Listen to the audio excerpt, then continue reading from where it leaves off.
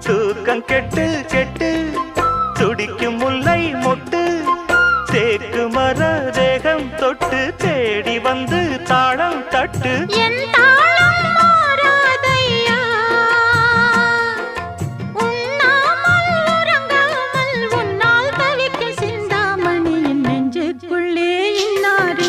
சொன்னால் புரியுமா?